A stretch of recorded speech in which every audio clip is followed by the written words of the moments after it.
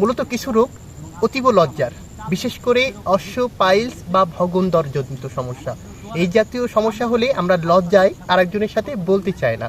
ঠিক সেই জায়গাটাই এই লজ্জাপতি ফুল একটি চমৎকার ঔষধি উপাদান। টোটাল লজ্জাপতি গাছটি যদি আমরা বেটে এই গাছের রস নিয়মিত খাই, তাহলে আমাদের অশ্ব গেজজনিত সমস্যা, পাইলস বা ফিস্টুলা জনিত যে সমস্যাই হোক না কেন, এই সমস্যার ক্ষেত্রে চমৎকার সমাধান প্রদান করে। আর এই গাছের কাজ যদি আমরা সরাসরি ক্ষতযুক্ত স্থানে নিয়মিত ধৌত করতে পারি, তাহলে কিন্তু সেই পুরাতন ক্ষত খুব সহজে নিরাময় হয়ে যাবে। এর পাশাপাশি যে সমস্ত মহিলাগণ অতিরিক্ত সাদা সিরাপজনিত সমস্যা বা রক্ত সিরাপজনিত সমস্যায় ভুগে থাকেন, তাদের ক্ষেত্রেও এই লজ্জাপতি লতা একটি চমৎকার ঔষধি উপাদান। জাস্ট কিছুদিন যদি এই লজ্জাপতি গাছের রস আপনি ব্যবহার করতে পারেন, তাহলে আপনার সেই জাতীয় সমস্যা খুব দ্রুতই সমাধান হবে।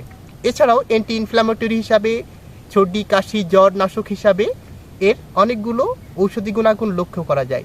এছাড়াও যারা লাইপোমা টাইপ টিউমার অর্থাৎ স্কিনের নিচে চর্বি জাতীয় টিউমারে ভুগে থাকেন, তাদের ক্ষেত্রেও একটি চমৎকার সমাধান হলো এই লজ্জাপতি গাছ। আপনাদের অঞ্চলে এই লজ্জাপতি গাছটি কোন কোন রোগের ক্ষেত্রে ব্যবহার করা হয় আমাদের কমেন্ট বক্সে জানাতে পারেন। এছাড়াও নিত্য নতুন এই জাতীয় ভিডিও পেতে আমাদের সাথেই থাকবেন। ধন্যবাদ। আসসালামু আলাইকুম।